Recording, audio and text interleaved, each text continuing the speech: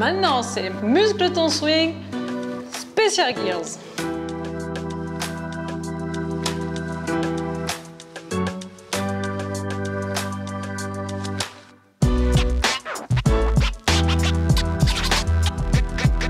Me voilà plein de capteurs. Donc, muscle ton swing, Special Gears. C'est parti. Edouard finit de calibrer et on vous explique pourquoi j'ai tout ça sur moi. Et le club arrive dans l'espace. À toi, Lorraine. Merci, Edouard. C'est bon, je le tiens. Tu tapes sur la ligne de jeu entre les deux tapis. Oh yeah, t'es pas mal ça là. Bon, bah Lorraine, j'ai envie de te dire, regardons maintenant cette balle réussie. Traverser de balle, magnifique. X Factor, en direct live. Alors explique-nous ce que c'est, le X Factor. Le différentiel que tu vois là entre ta rotation de hanche et ta rotation d'épaule. Voilà. En général, on cherche à stretcher ça un maximum. Plus on stretch, plus on augmente le X Factor, plus on gagne en puissance. Ce X Factor, il peut monter, il peut être jusqu'à 55 sans problème. En revanche, ce qu'on va essayer de regarder, c'est comparer à quel moment, par rapport à l'Idiaco notamment, tu es à ton X maximal.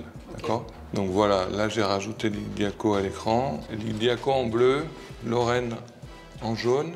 Là on est sur le top back pour toutes les deux.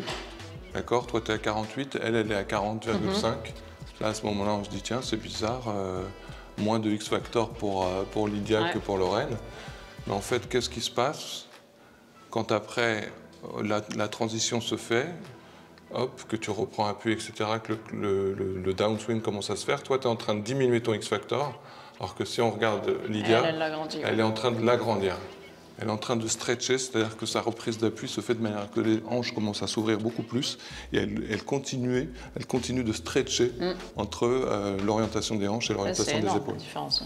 Voilà. Voilà. Et du coup, bah, on voit que encore plus de retard de là maintenant, forcément. À mi-down, elle a plus de retard, elle a toujours un gros X-Factor, tu vois, elle a quasiment le X-Factor que tu as au top back. Ouais. Donc là, en fait, bien parti, ton backswing court, pas de problème, mais au niveau de la reprise d'appui... dissociation. Exactement. Il y a plus, la dissociation se perd au moment de la reprise d'appui, et du coup, bah, tu ne profites pas de tes 45 degrés que tu avais, au lieu d'aller les stretcher jusqu'à 50, bah, tu redescends. Moi, je te propose un exercice par rapport à ça. Comme il y a deux notions dans ce qui se passe. Il y a le timing, à quel moment tu commences à ouvrir les hanches, et puis il y a ta capacité à stretcher. Donc il y a un truc très très simple, mais qui est très efficace, c'est tu dois essayer de faire un swing sans armer du tout les poignets, sans mettre de levier du tout au backswing. Sur un backswing court, le club ne monte pas au-dessus de l'horizontale, et taper la balle le plus loin possible de cette manière-là. Tu vas voir, tu n'auras pas d'autre moyen que d'actionner les hanches beaucoup plus tôt, beaucoup plus vite, et créer ce stretch et cette séquence différemment. Ok. Donc 0 levier dans le backswing, c'est la clé de l'exercice. Hein. Voilà.